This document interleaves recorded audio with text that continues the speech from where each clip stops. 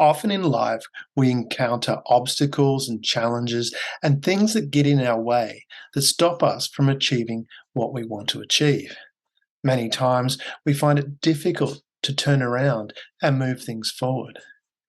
What are the connections between your goals, energy, and healing? Do you need to be healed to move forward? Can you realign energy? And what really is a goal?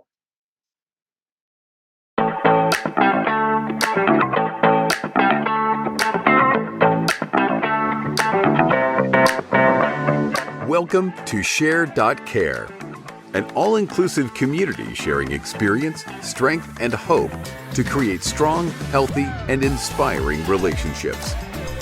Share.Care communities work toward every individual feeling safe, valued, and heard, free from the threat of danger, pain, or harm. Each episode, founder Damian Andrews explores the principles underpinning Share.Care and invites expert special guests to share their knowledge so you can easily reap the benefits so many others experience. You hold the choice to create your future. Let it be with strong, healthy, and inspiring relationships. Hello and welcome to a PanelCast episode of the Share.Care podcast. Our belief is that global peace starts at home. Feeling safe, valued, and heard gives you a foundation to confidently step out and make the world a happier and safer place for everyone. Because in today's world, it's in your own selfish best interest to help others. Now, today, our esteemed panelists are Dr. Laura Ellick, psychologist, speaker, life coach, and business consultant; Dr. Linda Marsanico, psychologist with a spiritual focus and specialty for integrative work; and Jill Lauri, a professional animal communicator and coach with an MBA from Columbia Business School. Now, our topic today is goals, energy, and healing. And perhaps the best place to start is, are goals, energy, and healing intertwined? How are they connected? Linda, you're about to say something. Do you want to start first? Okay. I do think that they are intertwined. I can set a goal, and for me, the goal is compassion. I have interactions with people. If someone says something to me where I feel offended, I can take responsibility and ask, why is universe sending this to me? What can I learn? What can I learn about myself? And take that down a healing path. I can know who I am, heal myself, and change my energy toward the light so that my energy, my light, both of those are brighter. So goals, energy, and healing are very much intertwined. Laura, did you want to add to that?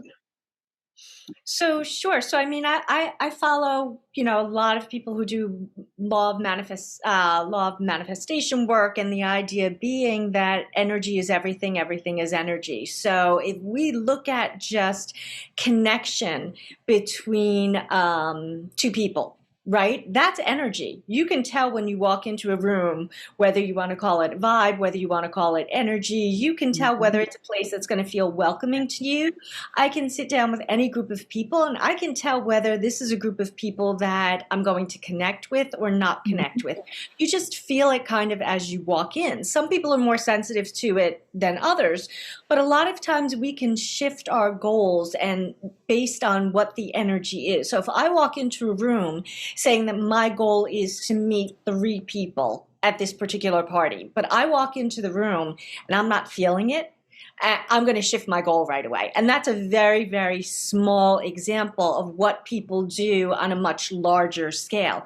People can train for months for a marathon, and the day of the marathon, their energy is off and they're just not feeling it.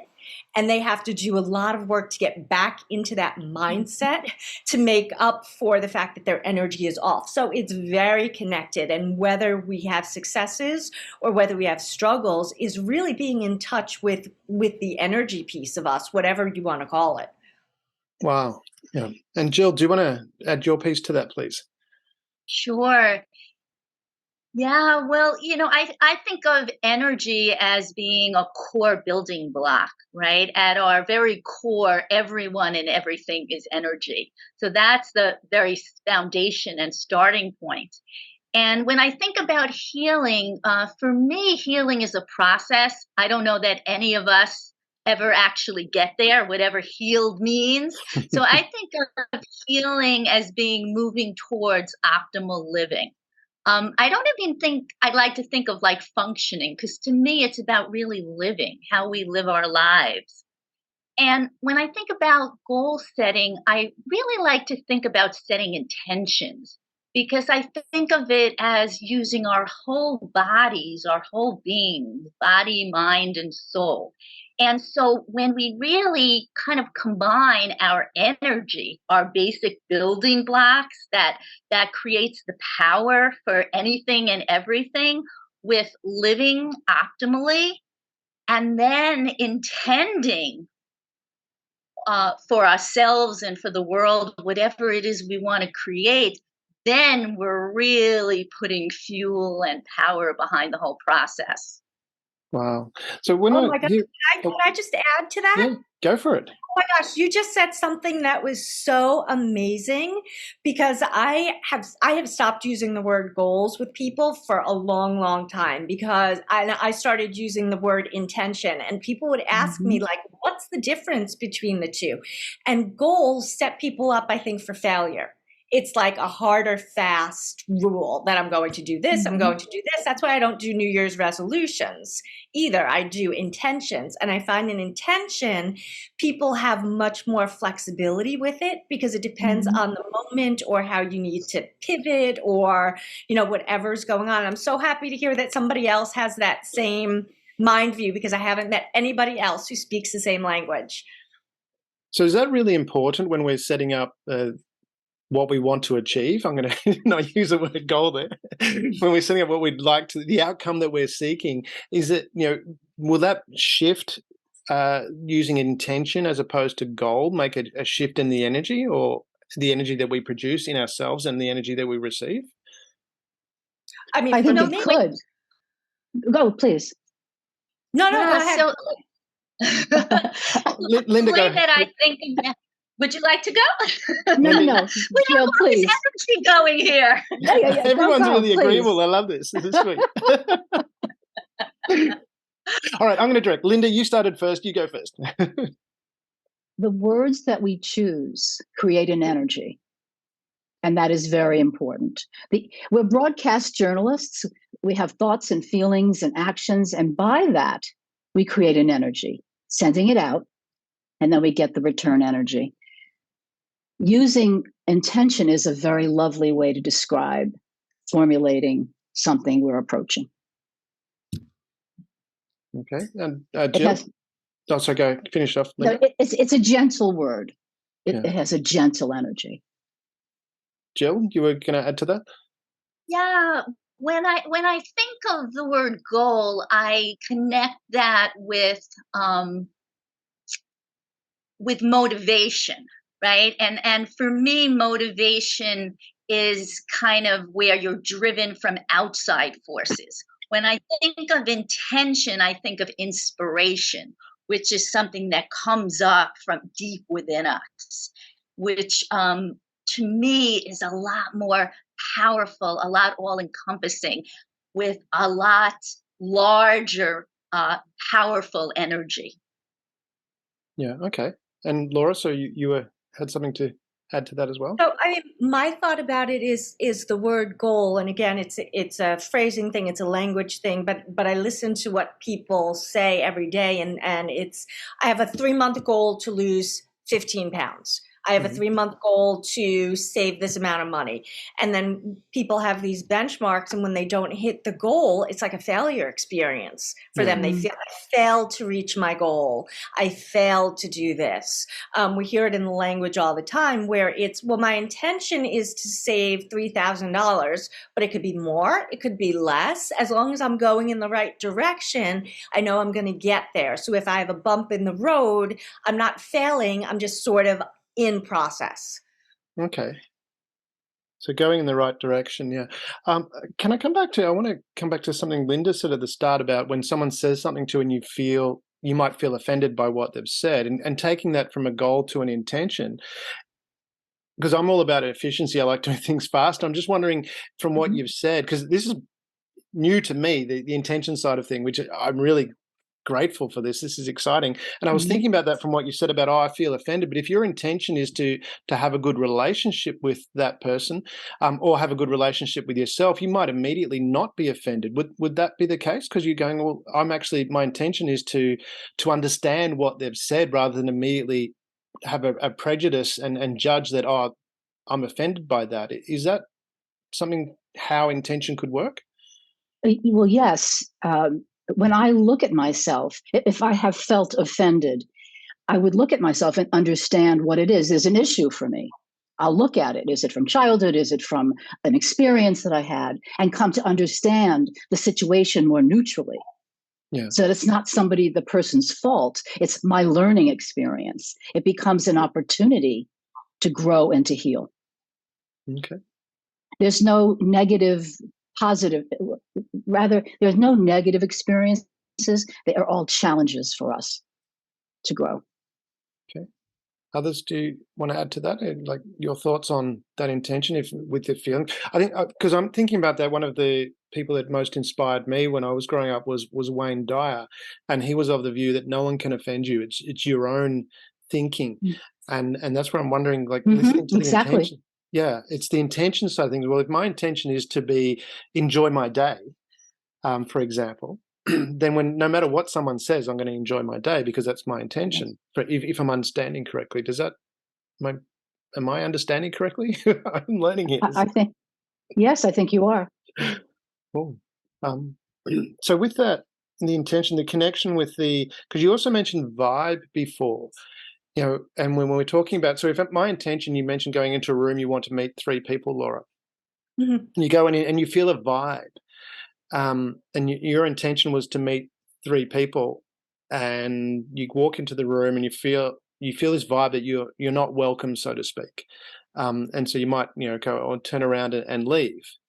How much of that, when we talk about that, is our intention to understand ourselves and realize maybe I'm creating that vibe? Is that partly the case? Are we reflecting that? Like, are we mirroring to the world what we're seeing in ourselves? Oh, that's a great question. I've had both experiences. I've walked into situations where I felt really uncomfortable, and I was able to look at it and identify these are my reasons for feeling uncomfortable. I know why I walked into this room, and I just knew that it wasn't going to be a good scene for me. And those are the ones that I look at and I say, okay, what would I do differently next time? But then there are some situations where I just walk into it and either the room is dark or, people don't look like they're having fun, or I just look at everyone's body language and it just doesn't look like a place where I feel comfortable for other reasons. And again, I think it's, know thyself is really, the key here is as you are more in tune with your own stuff, your own issues, your own energy, you'll be able to determine pretty easily what's me and what's not me. But I wouldn't just walk into a room and say, oh, this place isn't for me, and walk out. I would kind of do a spin and sort of talk to a couple people and then kind of see if it's for me or not. Yeah. Jill, did you want to add into that? Yeah, I think it's always a process because we're always in the process of healing. So, sometimes it can be easy to say, yes, my intention is to create healthy relationships. And therefore, if I feel offended, I'm going to be able to take a step back. The reality is that sometimes it can take us a lot of work to be able to get there, to be able to, because our, we have very visceral reactions and responses. And, sometimes it takes a lot of training of our mind, of our body, even to be able to take the step back, to take a few deep breaths, to go to the ladies' room or the men's room and take a few deep breaths and kind of check in with our inner self and check in and see kind of what's really going on here, right? There's like the little T for truth and the big T for truth, right? Like, what am I feeling? What am I experiencing in the moment? And what's the greatest truth of what's actually happening here? And, it's like building a muscle. The more we practice it, the more we work at it, the stronger it becomes, the more easily we can get to that place. And at the same time, it really is a process. And I think it takes a lot of courage for people to be willing to engage in it. Yeah. So on the mirroring, so you're doing the courage to, is that courage to understand that your mirror, that what you're seeing is a mirror of yourself? Is that like a vulnerability? Linda, do you want to? I would say that it is. Yeah. Go ahead. Jill, finish. No, I was just going to say, I think Go, Jill. Yeah, no, I think it takes courage to be willing to acknowledge that you don't have all the answers and that there's still work to be done and growth to take on, and to acknowledge our own vulnerabilities and our imperfections. Okay. Yep. So Linda, you were going to add to that as well? I think one of the most challenging things we do is to look at ourselves and truly see ourselves. Yeah. To acknowledge that we're not perfect. Spiritually, we're imperfectly perfect. But we are here to heal ourselves.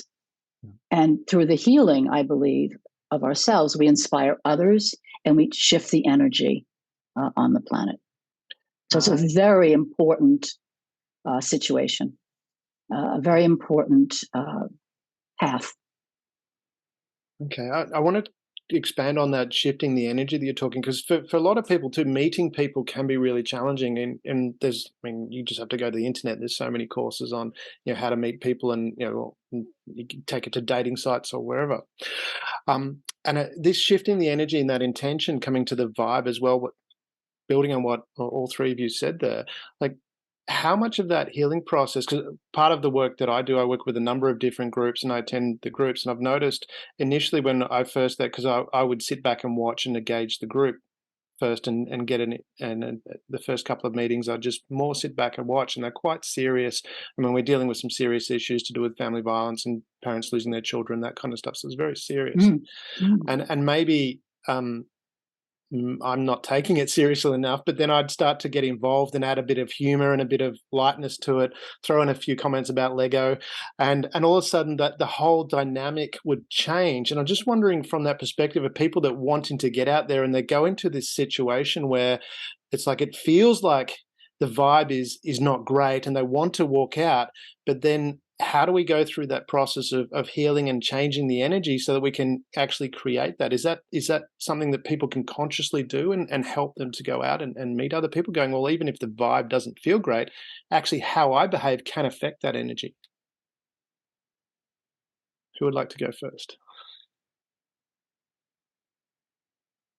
I mean, I think that. I mean, I think there's group energy and I think there's individual energy.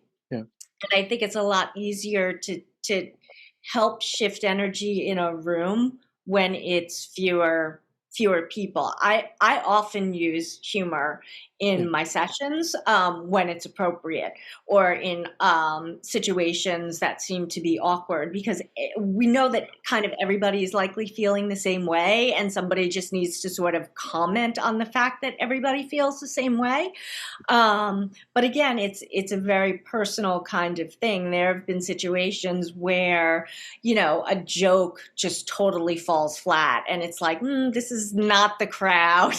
I've done that many times. Yeah. And so, being able, like a comedian, to read the audience. But, as psychologists, as therapists, we're often trained to kind of read the room a little bit. So I think maybe we have a little bit of an unfair advantage. And especially if someone is intuitive, they have a good feel on what's going on in the room anyway. But even so, I mean, doesn't matter how many years experience you have or whatever you've done in your life. I still think that meeting people or dating people or trying to make new friends at any stage is still really difficult. It's putting yourself out there and exposing your vulnerabilities, and that's tough. I don't care who you are. It's tough for most people. As confident as a lot of people are, there's still that anxiety. Yeah. Okay. Linda, you're going to say as well? I wanted to comment on the use of humor. Yeah. Often in my sessions, I'll say to a client, usually someone I have worked with for a while, can I joke about this? And they give me the yes. And it shifts, and it's lovely because it shifts the energy.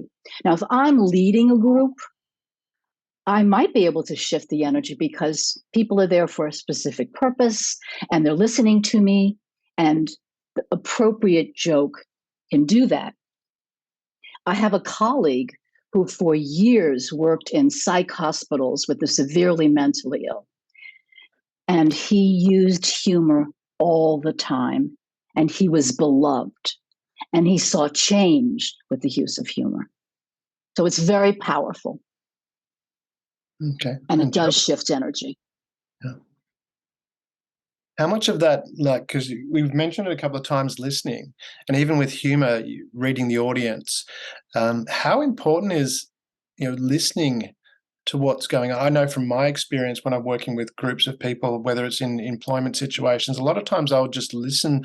It might be a bit confrontational, even or when it is confrontational. I've learned to, rather than I used to argue back. That doesn't work very well. Now most of the times, if someone's quite confrontational, I'll just ask questions and genuinely listen, and I find that completely shifts the energy. So, because listening's come up a few times, how can we use listening to shift that energy and help our own healing? Jill, do you want to?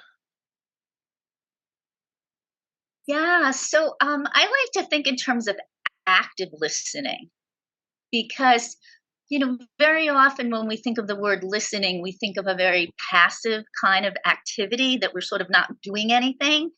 And I think it's just the opposite. When we're just actively engaged and listening, I mean, what greater gift can you give someone else but really your undivided attention and really listening and paying attention?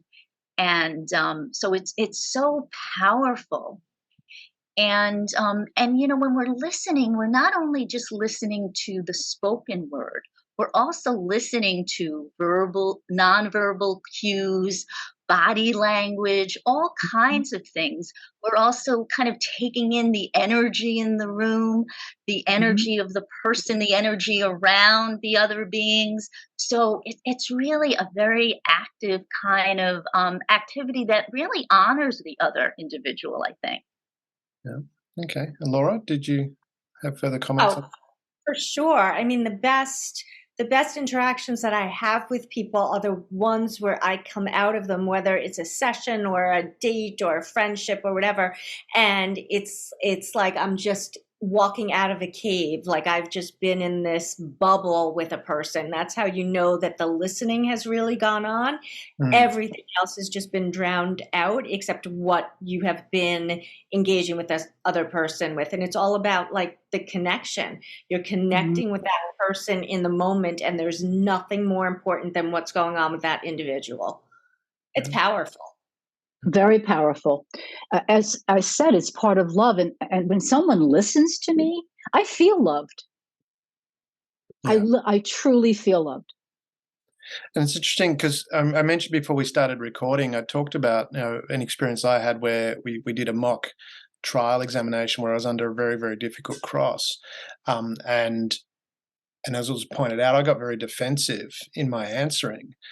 When we get into those situations, and when I look back at that, part of the reason I got defensive is I started getting tense and in those moments, because it was very high tension. Now that I think about it, and we're talking about this, I actually stopped listening and I wasn't answering the question that was being asked. So how can we, in those situations, stop and actually go back to listening to what's really going on? I think that's a challenge. I think that's a real challenge. Yeah. But I heard somebody else coming in. I didn't know. Go ahead. I think it's a challenge. I think if you wanted to rewind the reel, if I were to rewind the reel, I might practice some mindfulness and meditation to be able to step back in the moment. And I remember giving a speech at Toastmasters, and everything was so hectic that I forgot my speech. Yeah. I'm standing in front of 15 people, and I did this, and I said, "You're in trouble. Think on your feet and start again." Yeah. And I started again. I reset myself. And I think that's what we have to do in a situation like you were in. And also, it might be very helpful for you to remember what it was that started you feeling so defensive for your own self and your own growth. There was something that his tone, it could have been, as Jill was saying, something nonverbal, something in his eyes. Maybe he was acting like the prosecutor and you were feeling it. Point. Yeah, it was like I was being very, very personally attacked, like more than you would normally. Normally, you'd be in a situation where you can walk away. But in a prosecution situation, if you're in the witness chair, you can't go anywhere. And so he was very brutal, and it was deliberately so, just to because I wanted to go through that experience so I could help others with, when they're in that situation. And that's where it's interesting to go, well, how do we reset ourselves? And is it just taking that moment, being mindful enough to take that moment? To close your eyes. I closed my eyes. I literally in front of all these people and said, "You're in trouble, Linda, but you have to go, you have to reset, you have to start." And I was able to do so. Yeah. Jill? Sorry, you were going to add to that? No, yeah, sure. It's interesting because it feels contradictory, and yet to be a really good active listener, it's important to be centered inside of yourself. And I think that's exactly what Linda was talking about and suggesting in terms of meditating and kind of rewinding, right? Because unless we're really connected and we have a good grounding in who we are and where we are, then we can't be there for anyone else, and we can't really be a good listener. So that would be a wonderful moment to kind of check in with oneself and say, okay, how do I ground myself in this moment? And certainly meditation is a wonderful way to, do that. You can even just visualize yourself, your feet like energetically going like way down into the ground, down into Mother Earth, and really kind of like really grounding your lower body in the earth. Yeah. So Laura, I'm going to take a more of a biological, physiological approach to this one, because basically what you're describing is your body going into fight or flight, right? He's triggering you purposely because he wants to see how you respond under pressure. And this is how bar fights get started, right? Is, you're under alcohol too. So yeah. Exactly. And you, what happens is obviously when you're in fight or flight, you're secreting adrenaline and cortisol, right? So those chemicals gear us up for fighting, but they also result in us, oxygen drains from your brain. So you're not thinking very well easily. So in that kind of pressure situation, what you want to be able to do is stop that process from happening. The easiest way to do it is to really just take a breath. Like everybody else was saying, just take a breath, because your body cannot be physiologically anxious and physiologically relaxed at the same time. So when you take that breath, you're automatically stopping the fight or flight process. And it's kind of fun if you want to play around with yourself doing this, because like this is what I do for entertainment is, I played around on my watch, right? Yeah. And what I did was I actually got myself into fight or flight by thinking of some thoughts that would get me all agitated. And then I watched to see how many breaths it would take for my heart rate to go down. And within like 2 breaths, my heart rate just dropped dramatically. So you can get that physiological feedback. And so he was triggering you to see how you would be under pressure. And so the key for you and for anybody who's in a situation like this is take that breath and just regroup. Everyone has a different strategy for it, but people forget to breathe when they're anxious. We hyperventilate and it makes it worse. Okay, because it sounds like, I mean, when Jill was saying, was again that planning beforehand, what you're saying, Laura, sounds similar in the sense of you're highlighting the biology of it. In the moment, your body goes into this fight or flight, produces the chemicals in you, and then if you've trained yourself enough, because you meant, so if I understood correctly, you get yourself, you're using your watch to monitor your heart rate. Is that exactly? You can monitor your heart rate on my watch. Yeah. So, and then you're looking, going, you get yourself anxious, and then you go, okay, I'll breathe, and that's kind of a training thing as well. Is that, from Linda, from your perspective, what are some techniques that you would use to help people train to relax, and then also be in the moment to remind themselves to breathe?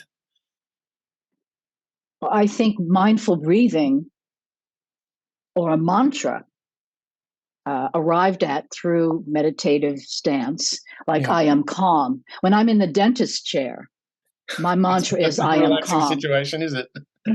I am calm, I am calm. And when I reset myself, I relaxed.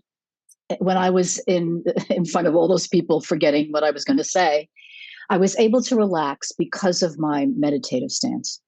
So taking a step back and breathing is a wonderful strategy. And I think every day we can be practicing to get ready for situations like that by having a meditation practice, building that up like we would a bicep. You don't just do it once, you do it, often. And I used to say to so many people, 2 to 3 minutes a day, start with 2 to 3 minutes, and then a couple of times a week, and build on that.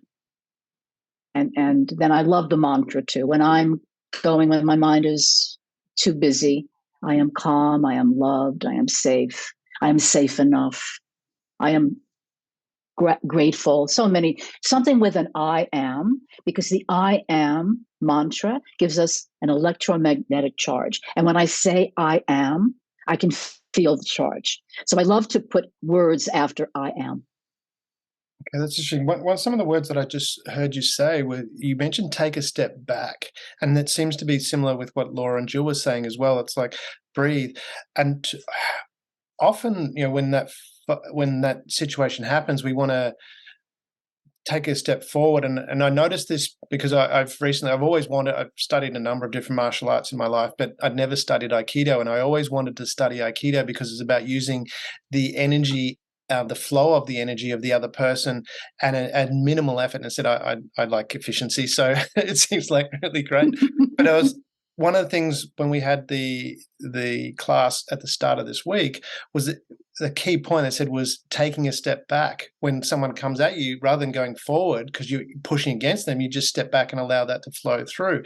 Is that like from a metaphor, from an energy perspective, saying, okay, I'm taking a step back, whatever that is coming at me, whether it's an aggravated situation similar to what I was with that witness box situation, metaphorically, I take it when a question comes and I feel that, rather than fighting against it, just consciously, metaphorically taking a step back in my mind and allowing that to flow through. Is that something what you're talking about with taking a step back? Yes. When I step back, it gives me an opportunity to decide how I'm going to respond. If I'm feeling upset, I'm really in the primitive brain. And I want to go from my primitive brain to this enhanced, educated, emotionally available aspect of myself. And then I give myself the moment to do that. And it's most times a compassionate response. Yeah. Jill, did you have more to add to that? Yeah, what I find also is that if I can add some element of physicality to it in some way, and you can't necessarily always do it in the moment, No. right? But I find, for example, I do walking meditations because I find that physicality to be moving my body to be very powerful. And that's something that you can actually do in physicality. You can also visualize it in your mind, because they've actually done studies, I believe, showing that the actual visualization of engaging in a sports activity, what it does to your body internally, is equivalent to people who are actually engaged in the activity.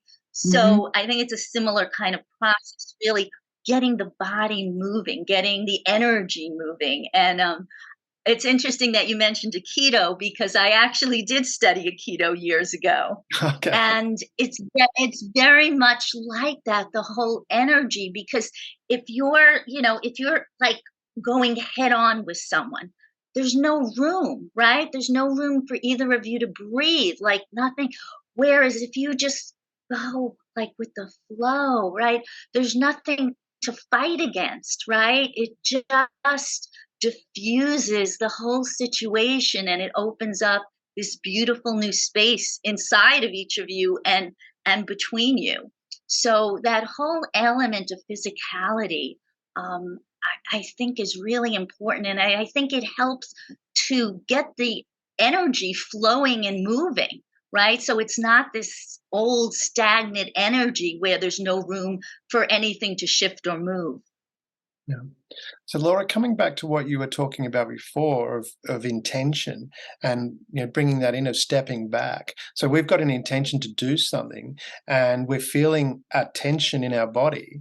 How do we go through that process of stepping back to then focus on where we come back to that intention? What can we do? Well, I think one of the things that's really important is being in touch with your physical self, so that you recognize the early signs before you get to that part where there's the point of no return, right? So being able to recognize in yourself that when you're angry at like a 2 or 3, that's the time where you start preparing to step back and take some action to change the course of how things are going to go, rather than waiting until you get to a 10 where you're so far gone, it's going to be really difficult to pull yourself back. And I think what happens is, in our culture, especially, I think we are taught to respond to anger with anger. We are taught to respond to aggression with aggression. If someone is bullying you, bully them back. Don't, walk away from a fight. Don't, be a wimp, all of those kinds of things. So, being able to recognize for yourself, you know what, I can de-escalate this because I know I'm only at a 2 or 3, and I can manage this situation much better than I could if I were a 10. It changes the whole way that things are going to go. So it's training yourself to be more aware earlier on, and then take a step back and recognize, is it a refocus on your intention? I'm not going to use goal anymore. I'm going to use intention. Well, look, I mean, my intention in most situations, especially let's say in a conflict situation, my intention is to walk away intact. Mostly, physically, emotionally, spiritually. And I really don't want the other person to be destroyed either. I want us to have an agree to disagree kind of thing if we have to. Both of us say our piece and walk away and be okay. The difficulty is that not everybody practices this kind of work where they're well aware of their stuff. So you have someone who's going at you with a 10, who, if you walked into that situation and your intention is, I'm going to go at him too, no matter what happens, it's going to change the whole thing. But if you go in with an intention, I'm not going to take the bait. I just want to say what I need to say, have that person say what they need to say, and walk away okay. You're already walking into the situation grounded. Yeah. Which changes the entire tone. Okay. Linda, do you want to add to that? When you were talking before about working with people who have violent situations at home, I was thinking about what Lauri was saying about their understanding when an argument starts to escalate. Yeah.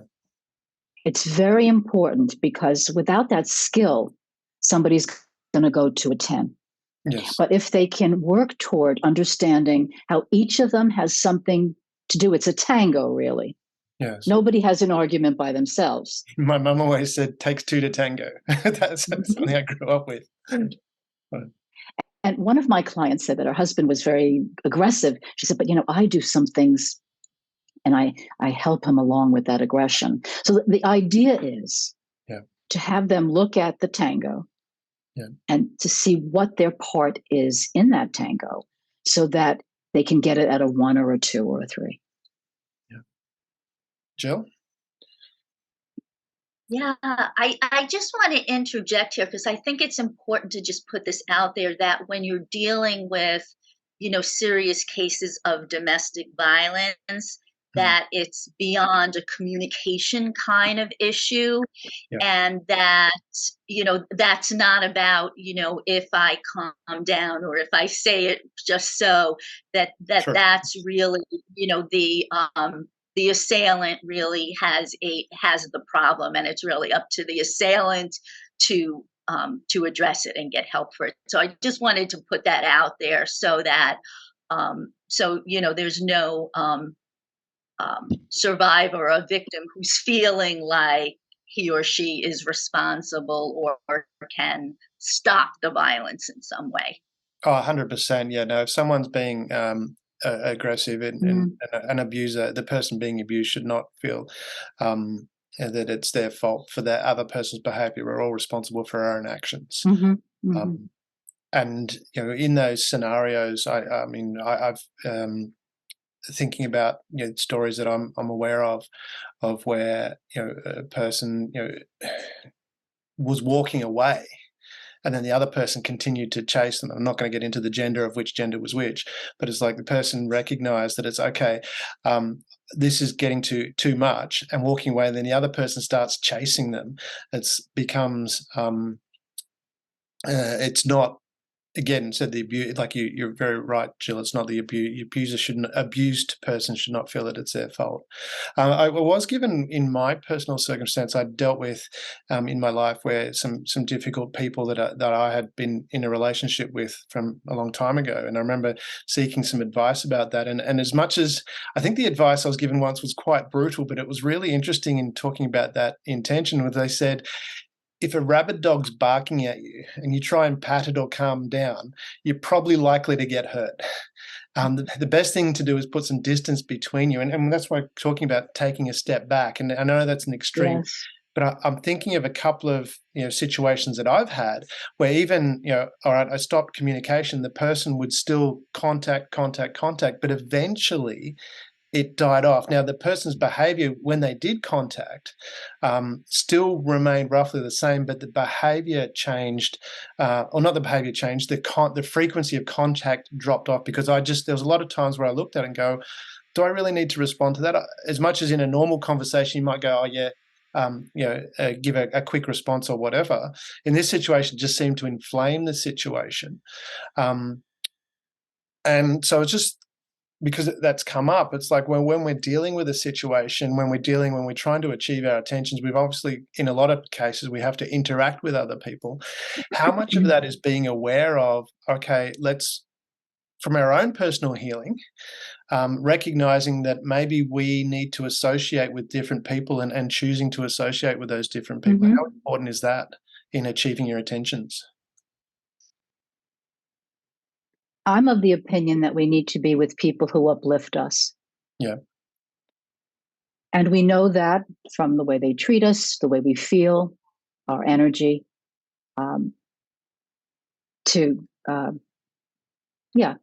people who uplift us. How do we, because I want to touch on that, because I know from my experience growing up, come back to my mum, who had some really good wisdoms. But one of them was, always try and get along with people. Now, I think I misinterpreted that, because I tried to make relationships work where it was never going to work. How do we recognize the difference? By the way you feel, by the way I feel when I'm with that person. It doesn't mean I can't get along with most people, but I'm not going to bring everyone close to my heart. Yeah. People who can be trusted to treat me well will come closer. But other people will be mere acquaintances or somewhere which feels safe for me. Is that a case of, like, from an energy perspective? Because I'm relating it to my own personal experience where I felt I wanted to be close with some people, and whether it was, I'm referring to both personal and in business relationships. So business was obviously a different type of relationship, but I felt that would be good for where I was going, but at the same time, it was a juxtaposed feeling because I would feel uncomfortable in the relationship at the same time. Is that what you're talking about? Recognizing the difference between those two? Yes. Yeah. Yeah. Laura, you looked like you were about to add something there as well. I mean, I'm in deep thought because I'm just processing all different aspects of this. I mean, sometimes we get used to patterns of certain things, like you were talking about, just based on, you know, the advice that you were given as a child. And so sometimes being in a relationship, I don't want to say uncomfortable, but unfamiliar. Sometimes it's unfamiliar because you're just breaking the pattern. And Yeah. that doesn't necessarily mean that it's unhealthy. It might actually be quite healthy because it might be someone who's very different from what you've dated before. Yeah. Maybe this person is actually the better match for you. And again, it's just paying attention to your own personal dynamics. But what we were talking about before was, you know, what I'd like to call the slot machine effect. Is why do these people keep popping up, Yeah. and why do we give them the time of day? And it's all about the boundaries. So, you know, if somebody texts you 6 times in a row and then you answer them, you now reinforced the behavior that they will text you 6 times in a row to get an answer. Yes. Right. So it just gets them to continue reaching out to you. So if you're going to set a boundary, like this person is unhealthy for me, I can't be with them. It's, I can't break down and then text them after, 20 times. You've now restarted the entire pattern. And listen, it's easier said than done for sure. But when people think about it in the context of why do we go back to slot machines? Why do we play Mega Millions? Because there's always that one time where we actually won $10 and then it just starts us over again. That's interesting. Jill, you look like you were about to add to that. Yeah. So what I'm thinking about is, I think our feelings are definitely a good leading edge for us. And at the same time, I think we also need to check in and ask ourselves why we're feeling what we're feeling, right? Like a feeling of discomfort can be an indication that something's not right for us. It can also mean that we're on a growth edge and maybe we're in a healthy relationship for the first time in our lives. So we're really terrified, and yet this is health, right? This is healing.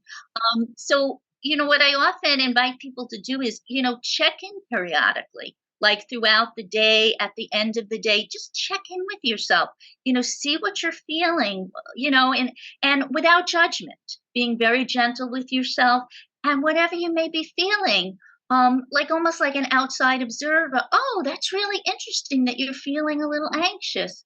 I wonder why you're feeling anxious.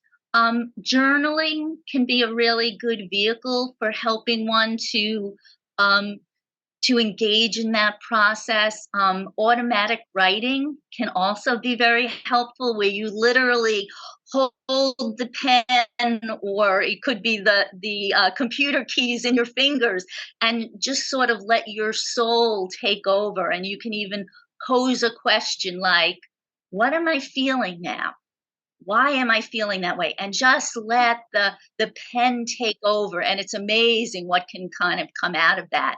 And to just keep asking a lot of questions, to be curious. I mean, I think curiosity can be one of our greatest friends in understanding ourselves better and helping us to make healthy decisions. Yeah. Okay. And that feeling that you're talking about, because Laura, Linda, and Jill, you all mentioned that feeling, and I want to relay something about, because I'm thinking about from my experience and going back quite a number of years now, in staying, I want to stay with the relationship intention, because a lot of people intend, their intention is to have a happy relationship. I don't know many people that want to have an unhappy one. I think most people want a happy relationship. Right. And from that feeling, that I'm thinking of two different experiences, and one where my intention was to have I'm going to stay on the personal relationship side of things as opposed to business. The intention was to have a relationship, and there were some really good moments, but then it was uncomfortable moments, but it was incongruent with who I was.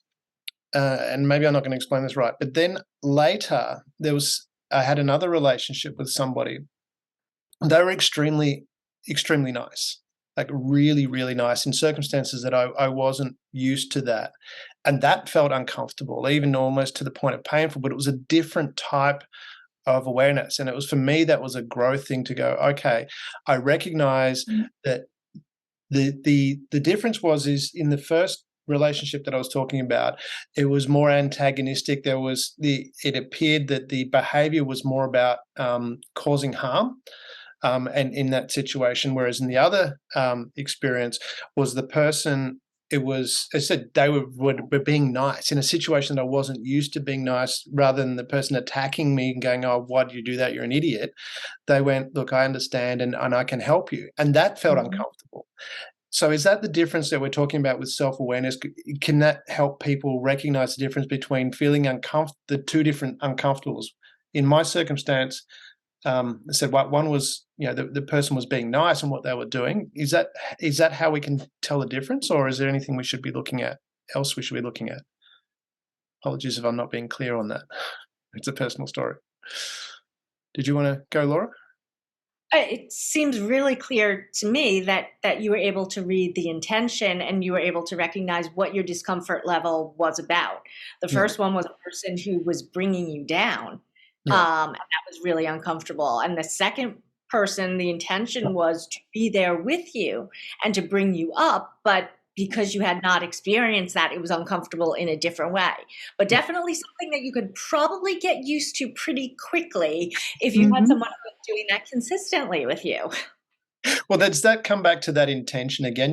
Because I think a lot of people, well, I know from my experience, I shouldn't say project onto other people, from my experience when I first started looking at relationships, which was from a young age, I didn't really think about the type of person. It was just like, oh yeah, I'm attracted to that person, that kind of thing. Then later in life, I became clear about what it was I wanted in a relationship and then started to define it that way.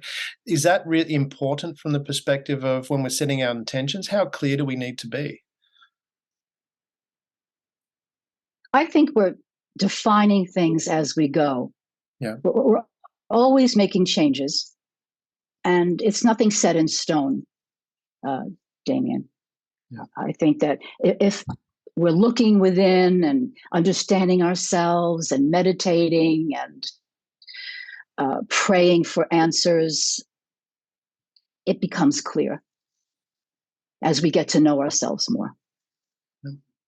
Jill?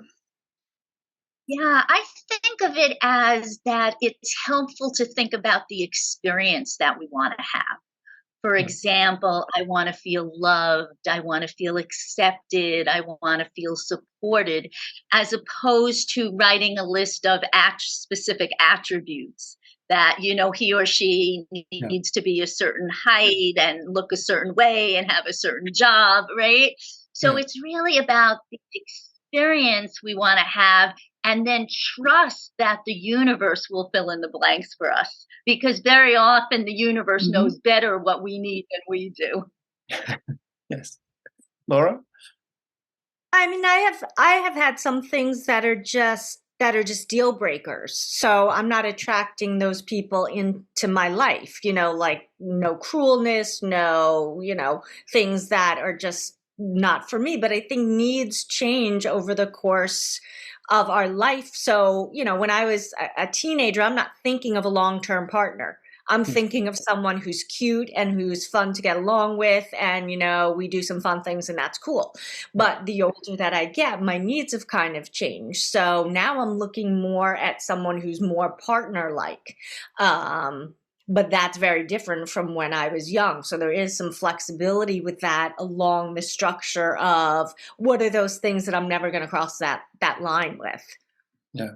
So it's important, by the sounds of it, when you're setting your intentions, it's the intention of what you want, but also what is there, whereas the bar, so you're setting a range, so to speak. It's like it has to be within this area. Well, maybe there's not a top to it, but there's a minimum going that this is not acceptable. That's important.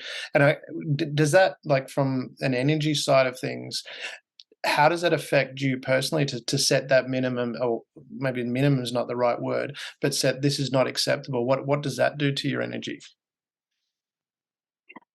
I want to say that for me, a person, a partner coming into my life would need to be compassionate, loving, and kind.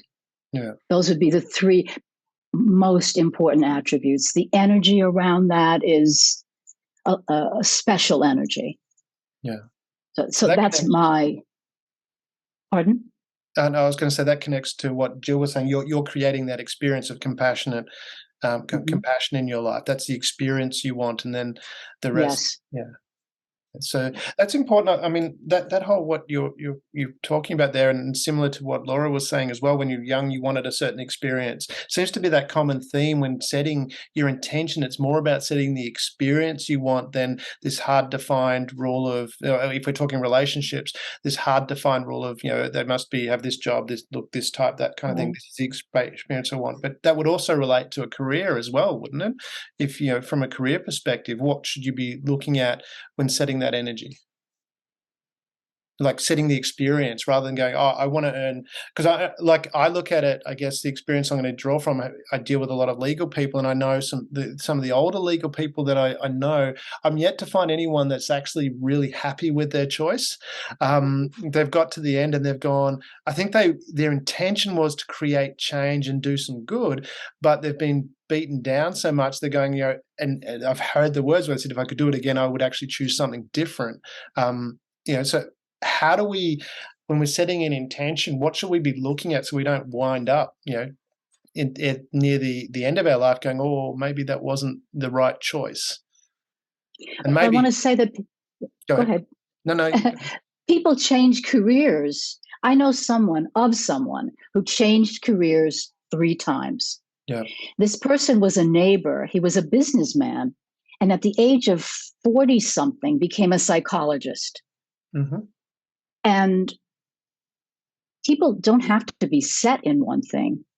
Yeah. Now, I became a psychologist because I wanted to make a difference. Mm-hmm. It's not to say that there are times that being a clinician is not difficult. There are difficulties, but the intention is to make the world a better place. And I've moved around in that. I've shifted, I've written because I was itchy to get my voice heard. Yeah. I've done things. So I've been creative with that. But the intention is to make the world a better place, to make a difference. Yeah. I think the legal profession is a very difficult profession. I know people in it. It's fraught with challenges, a lot of challenges. Yeah. Jill, you were gonna look like you were gonna add to that. So when I work with people, I like to invite them to start with a blank slate, because sometimes they start with all of these limitations and these ideas, and before they even get started, they've thrown out what could be this amazing possibility, or they've thrown out pieces of what could be creating their whole new career, maybe that no one has ever done before even. So I really like to encourage people to think about, how do you want to feel? How do you want to spend your time and your energy? And kind of build it from the inside out in that way. And then I also wanted to kind of loop back a little bit to something you mentioned before about, I think when you set those minimum requirements, not non-negotiable, and you're setting some boundaries, I think it really can affect the energy, and that allows you to feel safer. And when you're in a place of feeling greater safety, that really can impact the energy.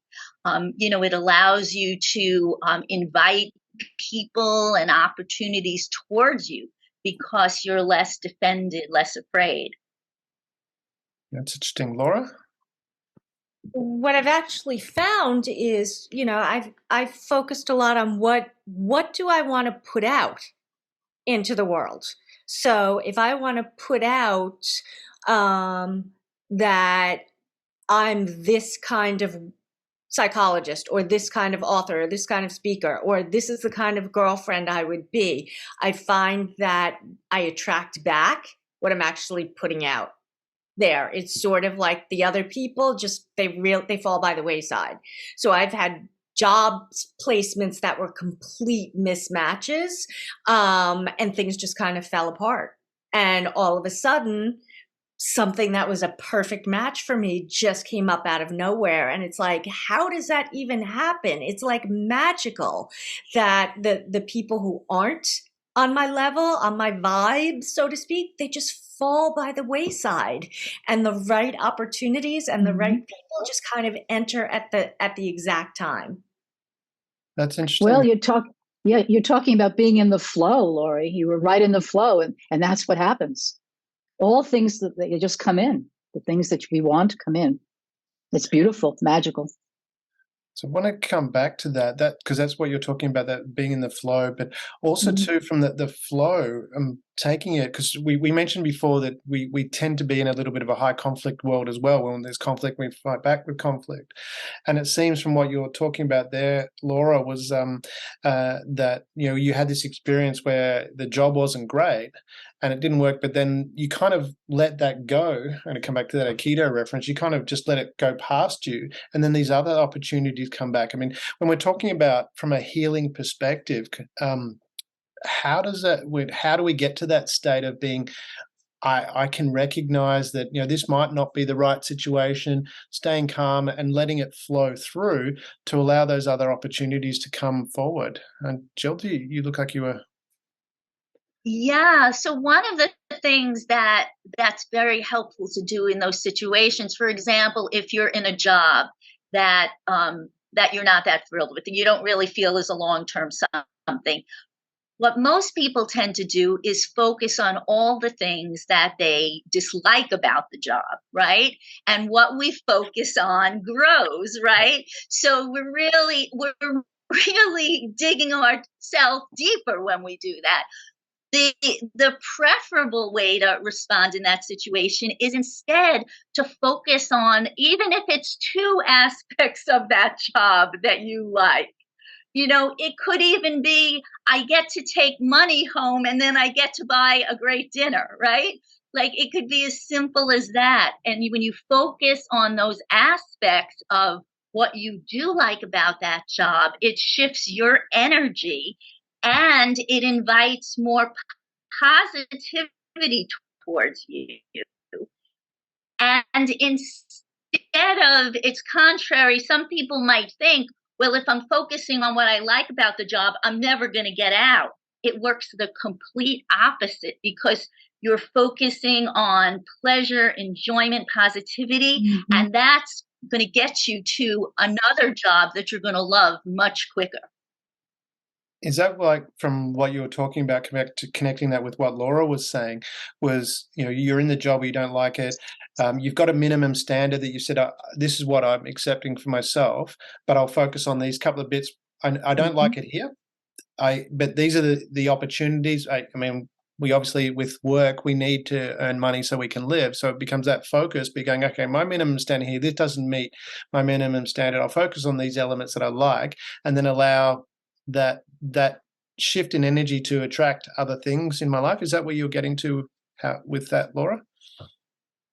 I mean, so for me, what was kind of interesting is I made this mistake a couple of times because the universe was kind of teaching me to pay attention here. So I tried to do it the other way. I tried to make it work. Yeah. Like, I'm like, I can't have this not work out. Yeah. I don't understand why it's not working out. I just have to try harder and push harder. And then I got very sick. My hair started to fall out. I was exhausted. So I was getting all of the signs. And then I just decided, you know what? I'm just going to let go. Whatever happens, happens. And something else will come along. And my parents, who I told this to, were freaking out because they were like, how are you going to pay your rent? How are you going to pay your bills? And I had at that point just decided it's all going to work out. It has to, because this is not working out. This is too hard.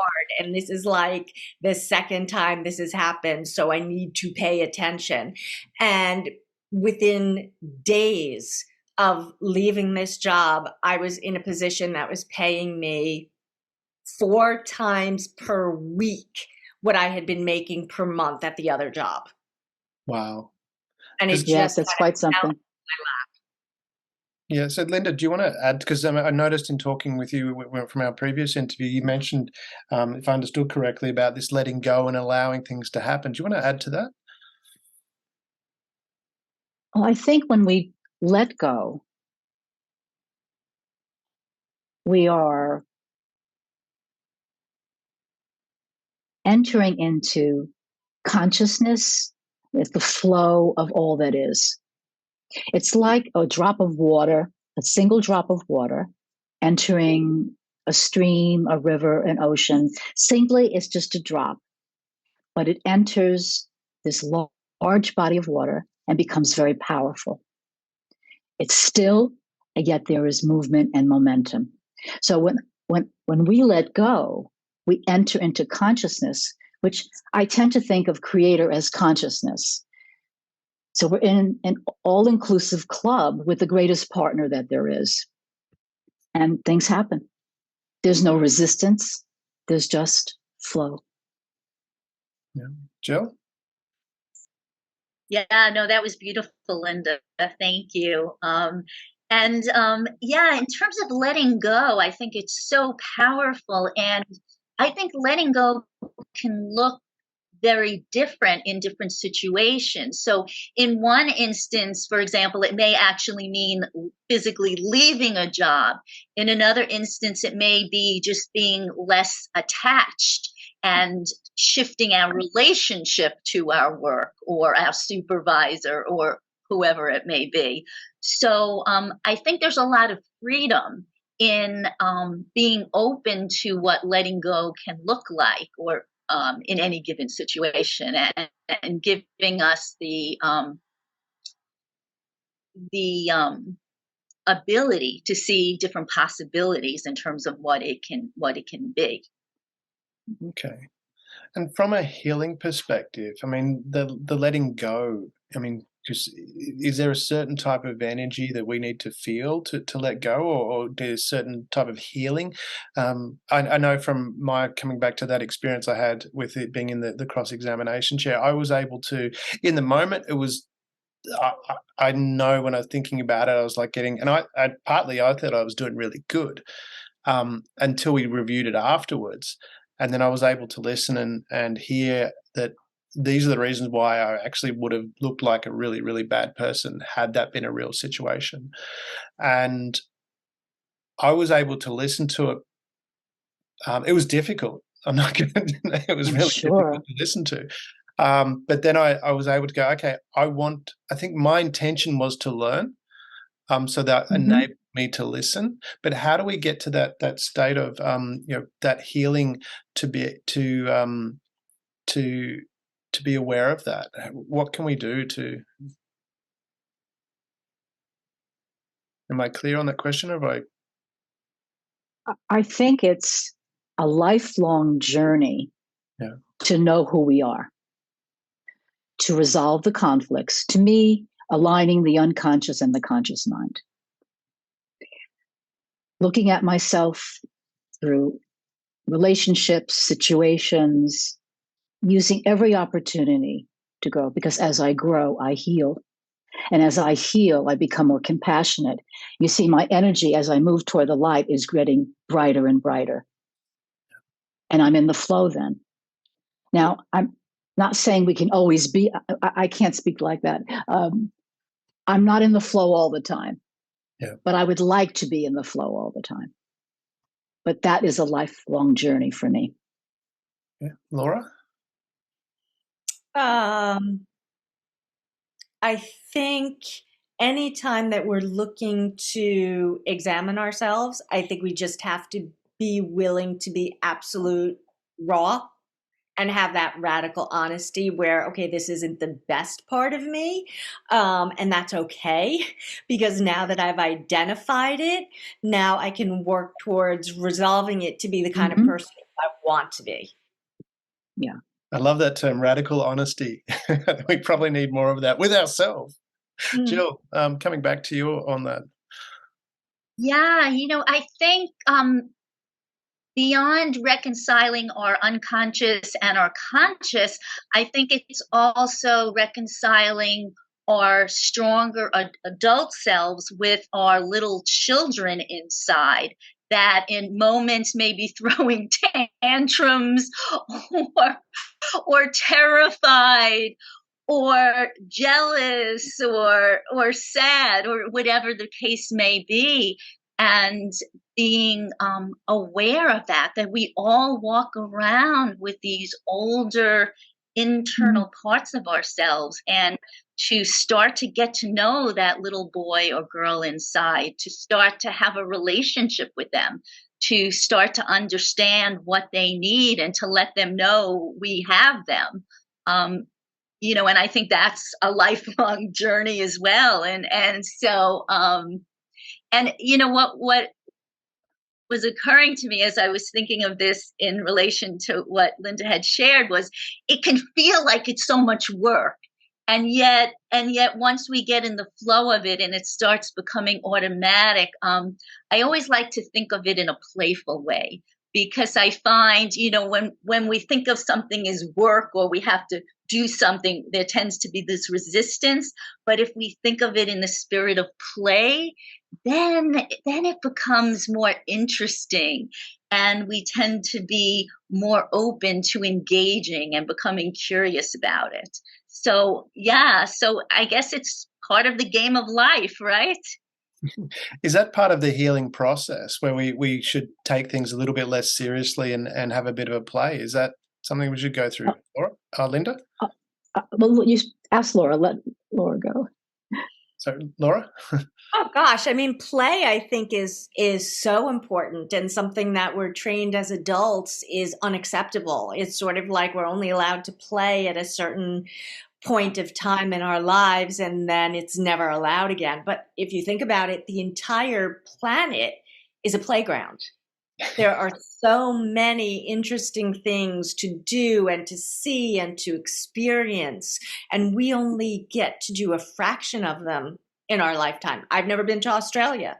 I've never been to that's a playground. And we, in going along with that, is we've been taught to shut down daydreaming. So one of the things I often talk to my clients about is, when was the last time that you daydreamed? That you just took yourself out of the daily grind? Because that's where a lot of intentions are set. They come from daydreaming. Yes. Linda, you were going to say as well? We create a wonderful energy by playing, by dancing, by laughing. Children laugh all the time. Adults don't laugh very much. And we use fewer facial muscles when we laugh and much more when we frown. Yeah. I was dancing around before our broadcast, our PanelCast, dancing to create wonderful energy. And it's a very powerful way to create solidly good energy. Right, Jill, you look like you were going to add something to that as well.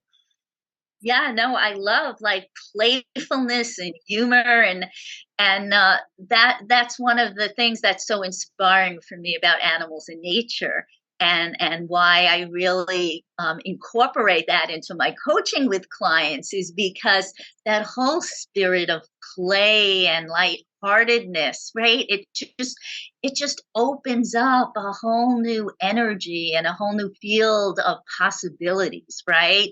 Because in that moment when you're laughing or playing, you're likely not feeling afraid or anxious, right? You're just engaged in the moment. You're in the moment. You're being the moment, right? So that's such an amazing energy to create and to live in, right? Just think, if we could spend our lives in that space, how amazing our lives could be. Mm-hmm. So is that because, I mean, Laura, you mentioned about daydreaming, talking about playing, and Linda, you're talking about dancing. Is that like from a healing perspective? Because I'm thinking as you all three of you were talking, was like, are we shutting down ourselves by not allowing ourselves to play, and that we really need to open ourselves up to go through this healing process, then to help achieve our or work towards our intentions more quickly?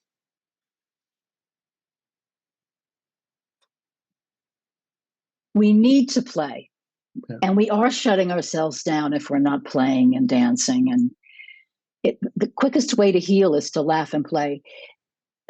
Laughing creates endorphins in the brain. Yeah. So it's the way to a more joyful life. Laura? I think excluding any aspect of life and living really shuts down your ability to heal. We're not unidimensional people. We have many dimensions to ourselves, and that includes the fun part of us. And how can something that feels so good be bad for you? We just don't do enough. And I think that, the more we take that time to integrate it, you may not see the benefit right that very second, but the benefits build up. And so, we're a very odd society where we're very focused on one thing, but you wouldn't, if you had a problem with both of your arms, you wouldn't only treat one arm, you would treat both arms. And so we look at, we're just going to heal the body, and we forget about the mind. If we heal the mind, it affects the body, and vice versa. So is it a case, because just hearing what you said we're not unidimensional, because we've been focusing on playing and laughing because we tend not to do that, but is it the same on the other side of things from your experience when you're dealing with people, that even with sadness, people don't fully allow themselves to feel that and therefore don't heal? Is that the case, Jill? Yeah, absolutely. I mean, I think in our society we're very uncomfortable around death, dying, illness, aging, all of those realities of life. And, the truth is, the more that we can accept these things, the more we can fully live and enjoy our lives. And yet we're so trained in our society to try to shun these things. And we really don't know how to be in relation to them in healthy ways.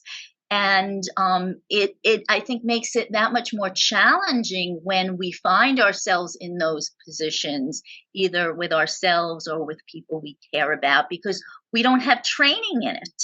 And yet, when you think about it, how ridiculous that is in some way, because it's the most natural thing in the world. These are things that we're all going to be dealing with at some point. And yet there doesn't seem to quite be a place for them in our society. Yeah. So Linda, you're talking about, like, with dancing, taking on from what Jill was saying, from that, having that full range of experience. How do we know where to stop? Like, if we're feeling down, I'm thinking of the experience when I was a lot younger, and coming back to the dating side of things, I was alone, and I'm sitting in my car and I'm listening to this song and the song was, why can't I find anyone? I'm paraphrasing slightly, but that was the lyrics. Why won't anybody love me was the premise of the song. And I'm sitting in my car playing it over and over and over again, feeling sad and feeling, how do we catch, I mean, we want to experience that, but then how do we stop ourselves and like get to the point where we've experienced it and move forward again? I like to think of acknowledging our feelings, crying if I feel sad, but not dwelling there. So if I have a really powerful feeling, I'll acknowledge it and write it down somewhere, write it in a journal, and leave it in the journal for a while. Come back to it as I need to, and then change the music. Take a walk, call a friend, listen to some music, literally. Yeah. So Laura, extending on that, I mean, changing from that situation, is that part of setting your intention as well? Because I know when I was sitting in the car, I really didn't have it. I don't recall having an intention. I was just sitting there feeling sad for myself. It wasn't an intention of going out and meeting someone, or an intention to feel good about myself, like to like myself. Is that part of that process, that healing process? Well, first of all, I think I probably listened to that same song on repeat over and over, so I'm quite familiar with that. But I think sometimes there's that moment where we need to just indulge and just feel bad for ourselves, and just take the moment and say, this stinks, and play it over and over and over, to indulge that part of ourself that maybe feels a little childish, like this isn't fair. Why is this always happening to me? The 2-year-old. Right. And then basically say, okay, like enough of that. Now I need to get up and do something different. And so that's where the growth comes from, where as you get older, those periods of time where you're in that self-deprecating mode hopefully get shorter and shorter, that you allow that peace, but you're not there for days. You're maybe only there for an hour, not downing pints of Ben and Jerry's. Maybe you only have a small piece of chocolate this time. But I think there's something healthy about allowing yourself, because so many times, in so many cultures, you're not allowed to feel bad. Well, sometimes it's okay to feel bad. Yeah. We just froze then for a second. Was that me or? Anyway, so it's okay to feel bad. Sorry, Linda, you were about to say something? Feeling sad, feeling pain is part of living. It's how we know that we're alive. It's what we do with it and how we use it to grow, which makes the difference, so that we can healing, changing the energy. Okay, so what you were saying is like feeling it, that's part of the healing process, allowing yourself to experience that and move forward is what I'm hearing. Are we kind of universal on that? Yeah. I want to move forward from or move into a different area, because I want to relate an experience that I had and to do with healing, because often we'll set an intention. Back then, and going back to when I was I was about 18-ish, and it was a goal back then, but now it's an intention. I was setting, and it was to do with money. So, and I went and I earned a certain amount of money. And then I threw it all away. And then I went and did it again, and then threw it all away. And so we go through this process of, is that a healing process that we need to go through and being clear about our intentions? How do they intertwine to actually have that consistency, rather than I went for some big role where I made a lot of money, lost a lot of money, lost it. And it was, when I think back of it, it was because I did stupid things. So it was almost like I intended to lose it. Is that when we're connecting the energy, healing, and our intention, how does that work to have that consistency rather than going backwards and forwards all the time?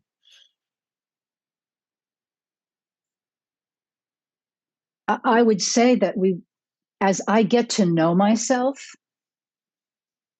talk about radical honesty, looking at myself in the mirror, looking at my warts and pimples and my gifts.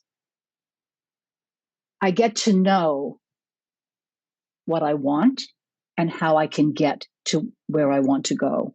And so I don't have to be on a roller coaster, so that this becomes maybe more like this, more modulated. There might be a dip, but then I come back to, after a lot of work. But the spiritual journey is an adventure. Yeah. And if we look at it as an adventure, then we have a lot of adventure and we learn a lot and we get more consistent. Jill, do you want to add to that? Yeah, what I was thinking about sort of in the last segment that was coming up, and I think it's related to what you're talking about here, is the idea of embracing self-compassion. Because, we tend to be hardest on ourselves. And I've gotten some of the strangest looks from clients when I've mentioned the term self-compassion. Like, like it's hard for us to wrap our arms around what that even is and what it means, right? To have compassion for self-love, self-compassion. And I think that the more that we can embrace self-compassion, I think that helps for those high and low dips to not quite be as severe, because I think part of the severity of those dips is the self-blame and the putting ourselves down and the harshness that we bring to ourselves. And I think if we could just be more tender and loving with ourselves and acknowledge, hey, I really made a mistake here. I wish I had done it differently. And you know what? I'm going to be very kind and gentle with myself. I realize I'm in a healing mode. I'm still learning and growing. And next time my intention is to do it differently. Then I think that in and of itself can really help to soften those roller coaster rides. Yeah. So Laura? I sort of see kind of like two layers to this. I see like the upper behavioral level, which is really the I get money and then I spend money, and I spend money by doing not so smart things. And so the learning would be, okay, I've done this now a couple of times. The end result is the same and it's painful, like getting electric shocks, when you touch a lever. So I'm not going to do that anymore because it's painful. But then I see the underneath, which is like, as you learn more about yourself, it's the sabotage piece. And what are your underlying dynamics that cause you to engage in the up-down? So the behavior is really just the symptom, which, yeah, you can stop that piece. But I think the looking underneath will help prevent that from happening again in the future. And I think most people have several layers to anything that they engage in. We're very complicated human beings. Yes. So moving on, because we're talking about that self-sabotage, or you just mentioned the self-sabotage, which I think when I think back at it was part of that. I mean, how do we recognize that self-sabotage and how can we heal from that? Is that to me or? Yeah, well, you can go. I think recognizing it when you wind up in a similar situation 2 or 3 times, when you notice a pattern, I think that's oftentimes when you can look at it and go, okay, if this pattern is replicating, maybe there's a piece of it that I own. And really, again, being honest and saying, okay, why do I get to a certain place and then it all falls apart? Maybe I can't have something blocking me that doesn't allow me to excel. So if you can recognize that can help you really heal the piece that prevents you from stepping up and leveling up. Okay. Linda? I think of manifesting. This is what I want. And then part of me says, I don't deserve it. So I'm I'm saying, thank you so much. This is what I want. And there's an aspect that's saying the exact opposite. So universe does not know how to respond to me. And I believe that it's something that's either preconscious or unconscious. And I think that we learn about ourselves through meditating, through our interactions. Universe helps us through presenting issues, not issues, but issues certainly, but interactions. People come in and they teach us and we teach them. And through that, through looking inward, we can understand what it is that is so-called sabotaging. Because the unconscious is very powerful and it's not in our conscious control. So I'm saying utilize every possibility to understand ourselves. So you're talking, bring that up. Yeah. So not deserving it, this feeling of not deserving it. Jill, do you want to add to that as in how we overcome this feeling of not deserving it to stop this roller coaster? Yeah, well, I think part of it is making a commitment to ourselves that we are going to do whatever it takes to manifest our intentions. And I think part of that is getting honest with ourselves and asking ourselves how we need to grow and how we need to change inside of ourselves in order to create or manifest whatever it is that we want. Right? So, for example, if we suffer from self-loathing and that is an issue for us, then the question may be, how do I need to grow myself? How do I need to change myself so that this way of being does not to continue to come up for me? Right? So that might be taking a particular class. It may be reading a particular book. It may be engaging in a certain practice where we're meditating on self-love. But I think it all starts with taking the responsibility and saying, hey, this, as magically as it can seem when we're in the flow, it also takes some dedication and commitment to ourselves ultimately to do whatever it takes to manifest our intentions. Yeah. You had something else to add there, Laura? It looked like you're about to. No, I was just thinking, but one of the questions I like asking myself is when it comes up about deservingness, it's not why do I deserve it? It's why don't I deserve it? Okay. With that, the self-sabotage side of things, because I'm thinking about from my experience going back to the money side of things as well, is there a congruency that needs to happen? And I want to sort of stay with that money side of things because I know people struggle with that, and I'm talking from a male perspective, and I'll relay that. And what I mean is that I felt I wanted to have money because then it made me more secure, more successful, seem more successful. Therefore, people would like me, particularly members of the opposite sex. And I think what I found from that was actually the money. Well, certainly as an adult now, I know the difference. Money doesn't make that happen. But is that being aware of that, being congruent with what your intention is to what the action that you're doing? Because, like I said, I wanted to make part of what I wanted the money for was so that people would like me. So if I'm going to narrow it right down, and at the end of the day, I had a lot of money. It didn't change how people reacted to me. Some liked me, some didn't. Can that be part of that sabotage, Jill? Yeah, I mean, and what's coming to mind as I'm hearing you talk about that is the idea of integrity.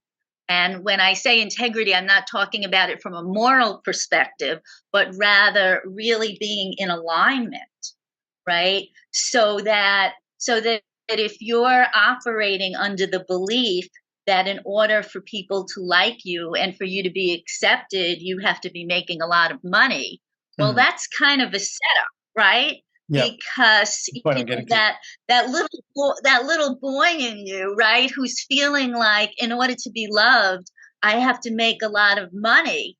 Yeah. Maybe kicking and screaming because he may be saying, well, hey, wait a minute, I want to just be loved for who I am. And you know what? He has every right to feel that way, right?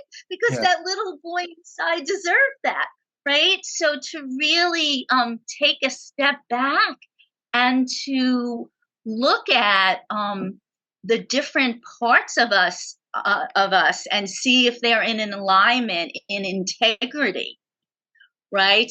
So that if we're saying we want something, do we actually want it? And why are we thinking we want it, right? So it may in fact be that making a lot of money is a wonderful intention for you.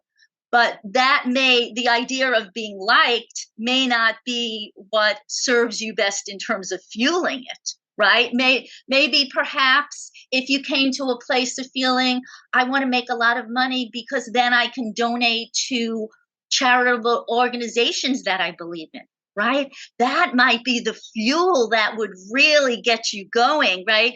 So that it's no longer the what, right? I want to make a lot of money. It's the why, right? And once you have a powerful why behind your what, then that really gets the energy moving in the direction of your intention. Yeah. Okay. So, Linda, just expanding on that from coming back to the intention as well. I mean, my intention was to get people to like me, or behave in a way that people liked me, and then I had a congruency thinking that the money was the link. How do we become aware of, one, what our attention is, and then being aware that maybe we're not doing the right action to achieve that intention? So when some people didn't like you when you had a lot of money, when that happened, is that when you decided you didn't want to make a lot of money and lost the money? When it wasn't working for you? Hadn't thought about that. Maybe in part, I'd have to go through that and go through those memories. It's not triggering anything as you're saying that. Yeah. So for some reason, you gave that up. Yeah. You figured it out. And what a relief. Because now if you make more money, maybe you have different reasons and they're more in alignment with who you are.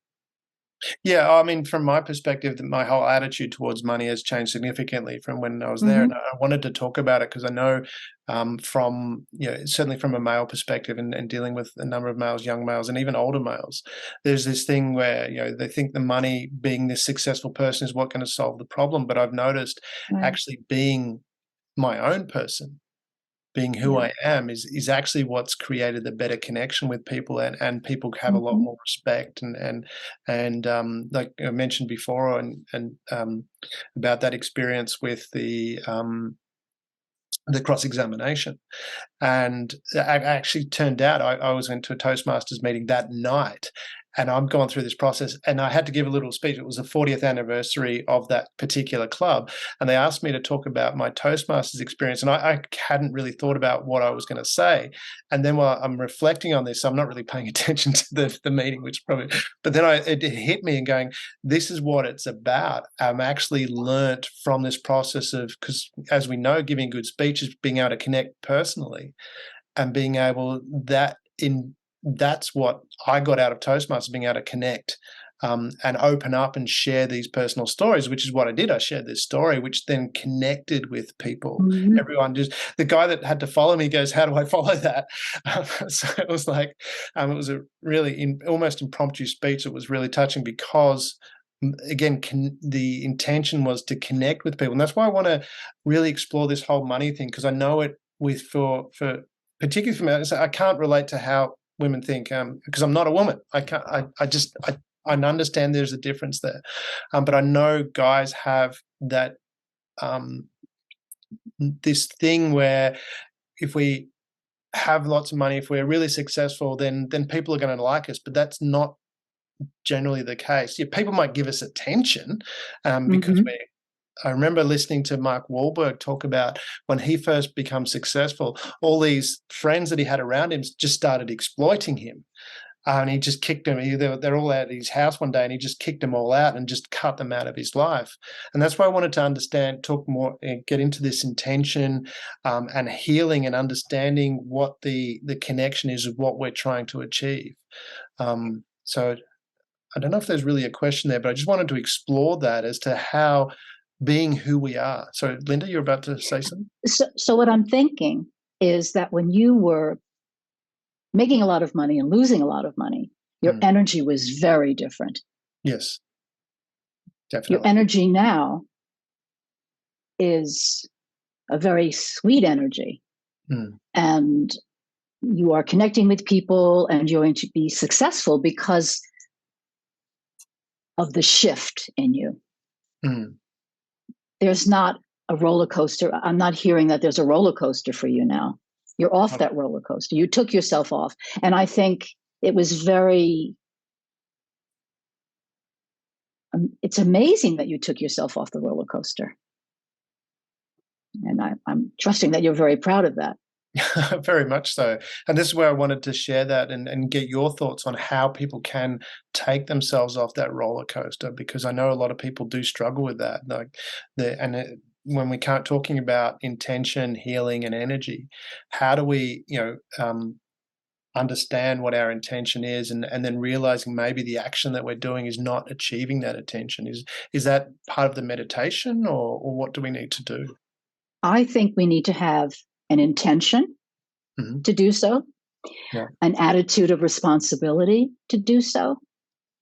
We need to be aware of our thoughts.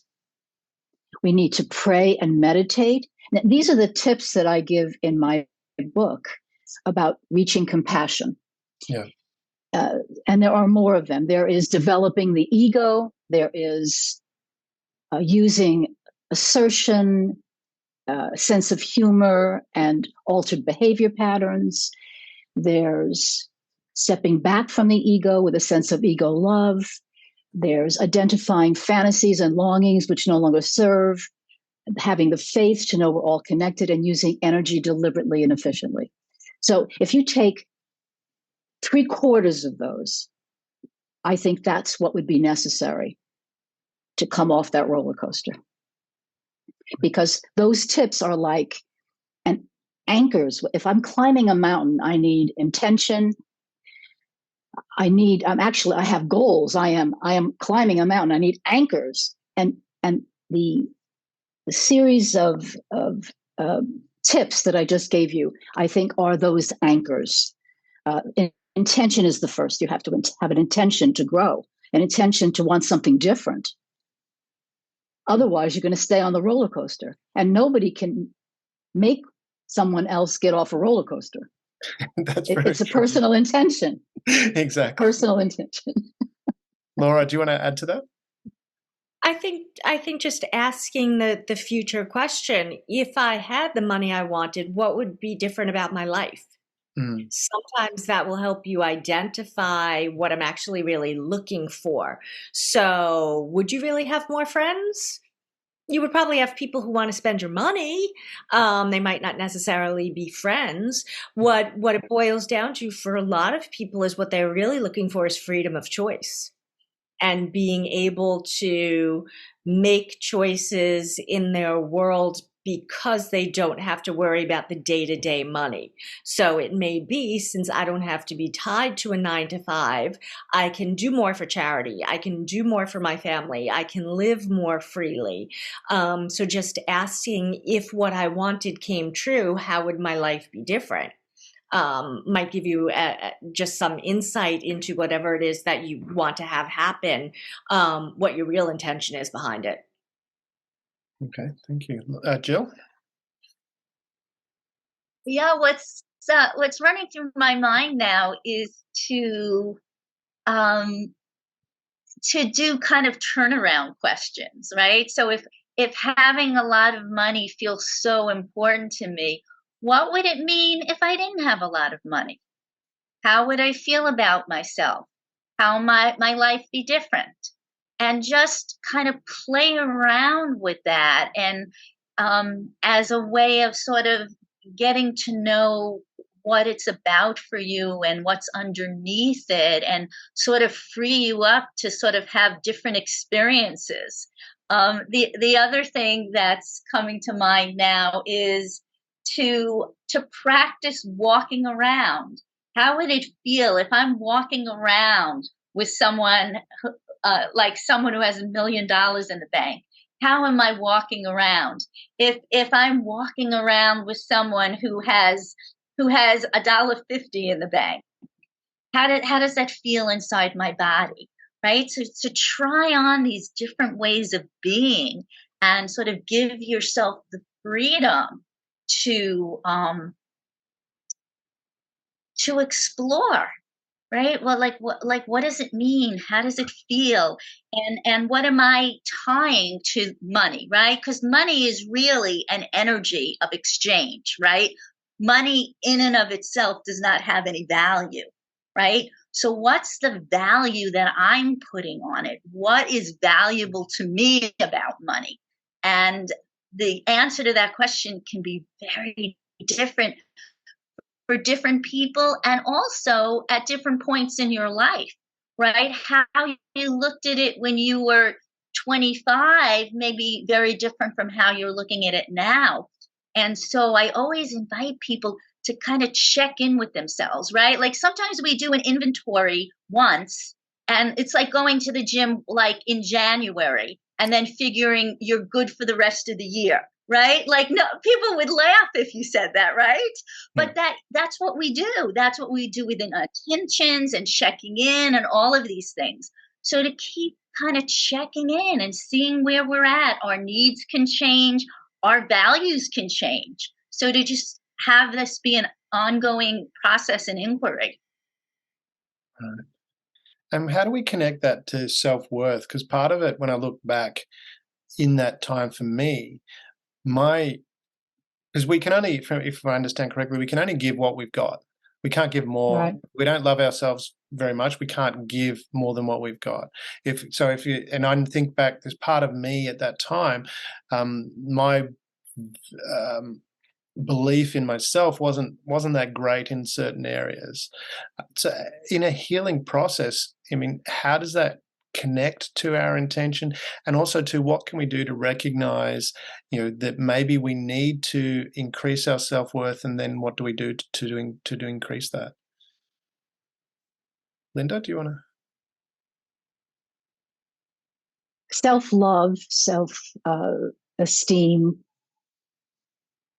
is grown from within, Mm-hmm. and grown in relationships.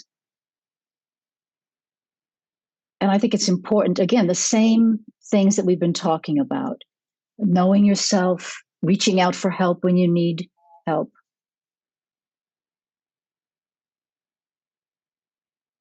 prayer, meditation, understanding what the barriers are to loving self. Is it from my childhood? Is it from today? And celebrating what it is that we consider our gifts. It's a process. It's a process of growth and healing. Laura? I think when it comes down to it, death is the great equalizer. And so I happen to work with a lot of clients who are high net worth individuals. And so I follow them through their lifespan. And I happen to be working with someone right now who's nearing the end of her life, and she has quite a bit of money, and the money piece is not coming up at all. What's coming up is the fact that she has so many loving people who are showing up for her every single day. And so she's evaluating and measuring her life. Money made some things easier for her. Money also created a lot of conflict in relationships. People stole from her. It was a trust issue. But at the end of the day, all of her children, grandchildren, best friends are all showing up for her. And that's how she's really evaluating what kind of life that she's lived, not by the dollar signs. Yeah. Jill? Yeah, when I think of self-love, another concept I don't think we've talked about yet tonight is forgiveness. And, forgiveness, I think, is such a powerful kind of thing, both forgiving others and forgiving ourselves. And when it comes to self-love, a lot of times what keeps us in our tracks is that we find it difficult to forgive ourselves for mistakes we've made, things we've done or have not done, and a practice of forgiveness which really is a process, right? It doesn't happen overnight, where we can start to forgive ourselves, and that really helps us to develop self-love, to kind of move forward and to make new and different choices. Yeah. So with that, part of what I want to get to, and maybe it's not a question that can be answered, but when I look back at my experience and where I didn't have this high opinion of myself, and as much as I was reading, a bunch of books and attending seminars and things like that, I think consciously I was aware, but unconsciously I was, you don't know what you don't know. is the example. And as much as I think consciously I was like, okay, I'm going to do all this stuff, but what I really wasn't doing is I don't think I was looking deep enough. How does a person, what can they do to recognize that? Because in that moment, when I think back of it, I mean, now when I look back, I go, I wasn't really paying attention. As much as I was doing all this stuff, I really wasn't paying attention. How can you create that awareness a bit quicker? Laura, you got a smile on your face. Well, this is a great plug for therapy. Yeah. I mean, sometimes it would be great if we were all so objective that we can see step outside and see everything about ourselves, and sometimes we just can't. And so that's where a trusted therapist or advisor or best friend can really help us. If we trust them to point out these things, sometimes we can get there quicker than if we wait for us to notice it in ourselves. Yeah. So having that related, come back to that Crocodile Dundee example, we all need more mates. So, Linda, how would you suggest for people to become more aware quicker? Thich Nhat Hanh's walking meditation, and prayer and meditation. Of course, one can always reach out to a professional. People either grow with a professional or they grow through spiritual journeys. And I think highly of prayer and meditation. Yeah. And Jill? Yeah, I mean, I think all of the suggestions just mentioned are all wonderful. And I don't think there's a magic about it. I mean, I think it takes effort. And I think it also takes a certain amount of faith. Mm-hmm. That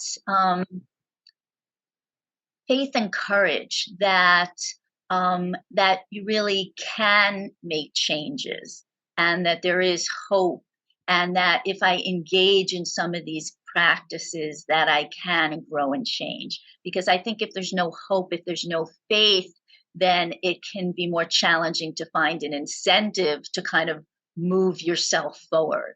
So and I think faith can look different for different people. I think spirituality is one of those things that I think really helps people to find perspective and to give them some sense of something larger than themselves. It could be a connection to the ocean or to nature. It doesn't have to be tied to any particular religion. But I think spirituality and some engagement in something outside of yourself really builds a relationship and gives you some sense that there's more to the picture, and there's really some reason for me to make the effort and to move outside of myself. So it sounds like from the experience is having the intention first to want to grow and develop, but also to taking that quiet time, whether it's in prayer or meditation or however you do that. Does that sum that up? Am I understanding correctly? And reaching out for a professional if it's needed. Yeah.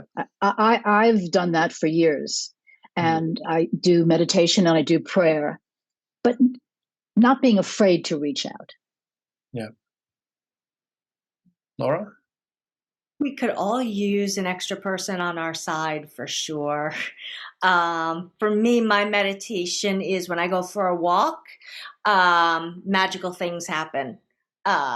So for me, that's my meditation. That's my spirituality. It just allows me to connect in a totally different way.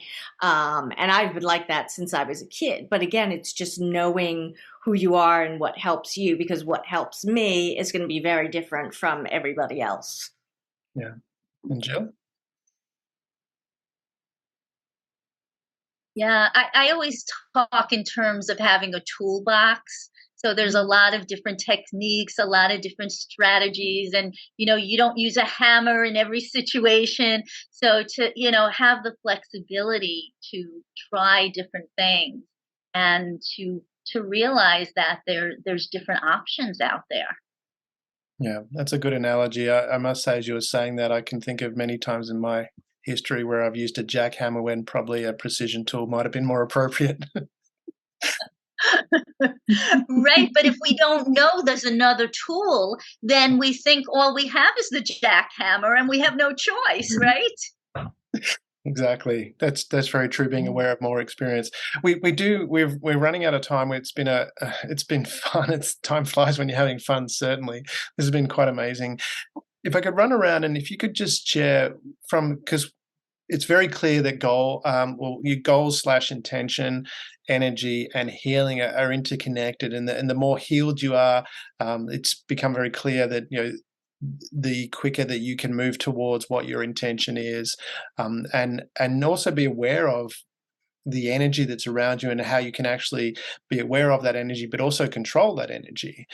So it's been very clear from what you've been saying that that's all connected. If we were to leave with one or two wisdoms from each of you as to what people can do to be aware of that interconnection and how to manipulate it. I'm going to use the word manipulate in the purest sense as handle with skill, to manipulate our own intentions, the energy around us, and our internal energy, and healing of ourselves. What would be those couple of wisdoms to maximize that for the people listening? Laura, did you want to go first? Okay, so that was a lot to try to sum up in 2 sentences, but I think, if we can walk away with understanding that connection can be difficult, but really is the key to growth. Connection with yourself, connection to others, connection to maybe your spirituality.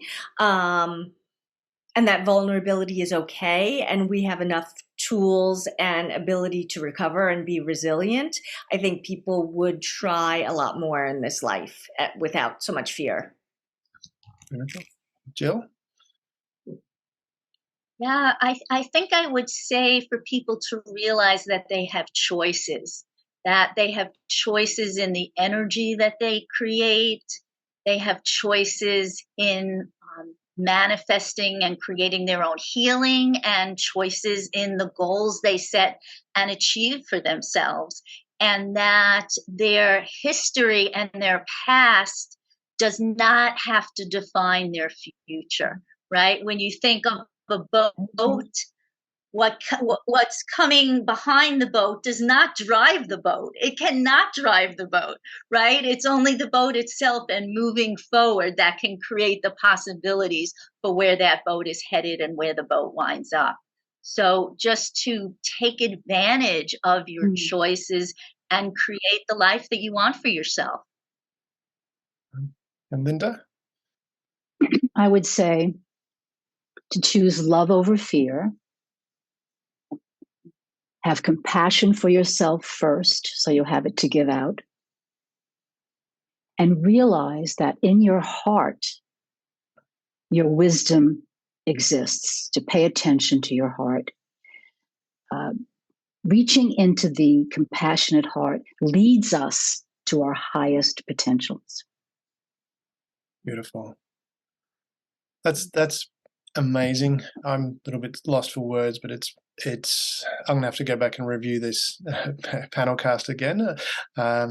What I will do for the listeners, in the show notes, you will have the contact details for each of our panelists. So if you need to and like to reach out to them, their details will be there. There's so much useful information, and also from their websites and respective other material books that they have, that'll all be in the show notes. Thank you very much for joining us on this panelcast. It's been very exciting. I don't know if that's a new term or not, but I think the panelcast idea works really well with the group discussion. There's just so much valuable information. Thank you, ladies, for joining us. Thank you so much. Thank you. Thank you, and thank you for having us. Thank you for being part of the Share.Care community and helping people around the world prosper. You're creating a bigger pie for everyone to share. The more people contributing to the world being a better place, the better the world becomes, for others and for you.